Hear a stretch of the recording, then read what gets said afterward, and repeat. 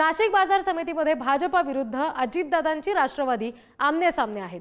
नाशिक बाजार समितीच्या सभापतींविरोधात अविश्वास ठराव आहे आणि भाजपमध्ये गेलेले माजी सभापती शिवाजी चुंबळे यांची ही खेळी असल्याचं बोललं जात आहे।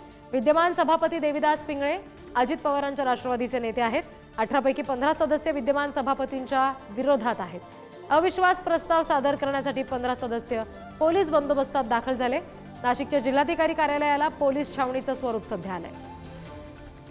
आणखी तपशील घेऊया, प्रतिनिधी किरण ताजणे आपल्याशी जोडले गेलेत त्यांच्याकडून। किरण, नाशिक बाजार समितीमध्ये नेमकं आता काय घडलंय? 15 सदस्य आहेत जे सध्या इथं आल्याचं आपण पाहतोय, काय नेमकं घडतंय तिथे? वृद्धी खरं तर नाशिकच्या बाजार समितीमध्ये 18 सदस्य आहेत आणि 18 पैकी 15 सदस्यांनी विद्यमान सभापती देविदास पिंगळे यांच्या विरोधामध्ये अविश्वास ठराव दाखल करण्याची तयारी दर्शवलेली आहे। नाशिकच्या जिल्हाधिकारी कार्यालयामध्ये येऊन त्यांनी याबाबतचा निवेदन देखील दिलेलं आहे।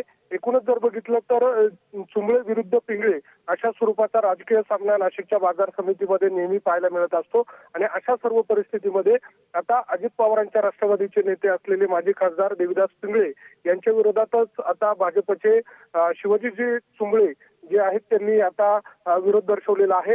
एकूणच देविदास पिंगळे यांच्या मनमानी कारभाराच्या विरोधात सर्व संचालक मंडळ हे विरोधात गेलेलं आहे। 18 पैकी 15 सदस्यांनी विरोध दर्शवलेला आहे। त्यामुळे आता येत्या काळामध्ये देविदास पिंगळे यांची अडचण त्या काळामध्ये होणार आहे। आता त्यांचं सभापती पद राहतं की जातं हे बघणं महत्वाचं असणार आहे। मात्र याची राजकीय वर्तुळामध्ये जोरदार चर्चा सुरू झाली आहे। रिद्धी, किरण, धन्यवाद दिलेल्या माहितीसाठी।